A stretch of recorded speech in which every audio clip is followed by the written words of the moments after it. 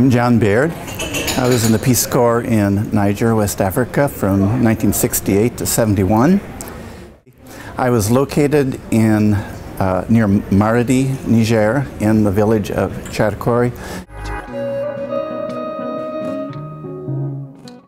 One memory, one evening in my village, like at 9:30 at night, suddenly across the square of the village there was crying, women crying and wailing, and it just impacted me. I didn't know what was going on. It turns out that a young woman, about 14 years old, had just been married, and the women traditionally weep when they lose their, and the women and the girls' friends, they weep because now she's going to her husband's compound and they're losing a friend, so to speak. Fantastic. First time. My name is Bill Miles. I was a volunteer with the Peace Corps in Niger between 1977 and 1979. My program was teaching English as a foreign language, and a number of us volunteers who were in that program always wondered, what good is it to be teaching English in a French-speaking country and educational system where the kids first had to learn French after learning their village African language. Anyway, about 6 months ago, I got a phone call from somebody in Washington. And he asked me if I was the same Mailu, and he was using the African name that my students gave me, who had taught Niger in the 1970s. I said, yes. And he said, I don't know if you remember me, but my name is Bra Sanusi, and I was your student then. And I now work for the World Bank. And it's only because of the English that I learned in your class that I got to be working for the World Bank, where I am today. So it only took 30 years, but after 30 years, I got the proof that what we were doing actually had a long-term but very significant payoff.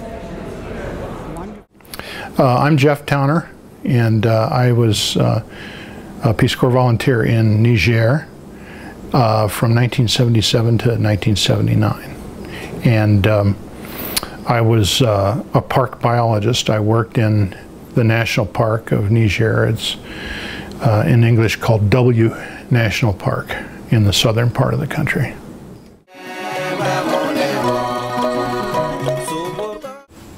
When I was in Cameroon, I acquired an African gray parrot as a pet. And I had him while I was in Cameroon, and then when I extended service and went to Niger, I took him with me. And African gray parrots are probably the best mimics of any parrot species. And they can imitate any human voice in different words. And I taught him the word for hello in the local language, the Zarma language, which is fofo. And so he would say that from time to time, fofo. And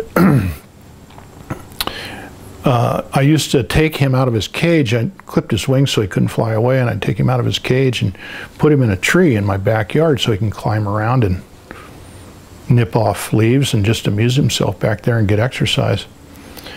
And one day I was sitting on my porch doing some reading, and two local ladies came over, and they wanted to see the parrot. They had heard that he talked, and I don't think they quite believed it. So they came into the yard. I took him around to the back. I held my finger up in the tree, and he climbed down and got on my finger, and I brought him down, and the first thing he said was fofo in their language, and they just left immediately.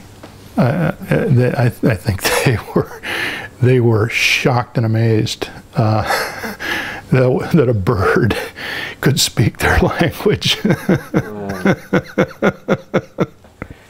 I can imagine. Yeah. just died last year. Oh, really? Yeah. How many years has it been there? Did you have him here? Yeah, we had him here. We had him everywhere that we've lived. I had him for 36 years. Wow, amazing. Yeah. I'm Amy Fitzpatrick O'Neill. I was Amy Fitzpatrick in the Peace Corps in Niger, 1979 to 1981. I was a nutritionist in the town of Tawa. My name is Ken Patterson, and I was a Peace Corps volunteer in Niger from 87 to 90, and then a APCD actually from 92 to 95. And I lived between the villages of Sai and Torodi there in a small village called Urogo. And I feel lucky. I guess I'm still in touch with with Urogo. The people in Urogo. Actually was on the Skype with my chief of the village yesterday, just yesterday, still speaking full day, which was you know, pretty amazing that it still comes back to me. And he had called me several days earlier, and we chat every so often. He's got a cell phone. Still no running water, no electricity, nothing in the village, but they have a cell phone. But he called me a couple of days ago, and he said there is hunger in the village right now. If you've heard about the news in the Sahel right now, what's going on, there's a lot of drought there again, and that's a recurring pattern in the Sahel. And he said there's hunger there right now. And so through another friend, I was able to wire them money to buy 100 kilo sacks of grain essentially for the village. But I'm still in touch with them 25 years later. I'm so thankful for the experience. It's shaped what I do.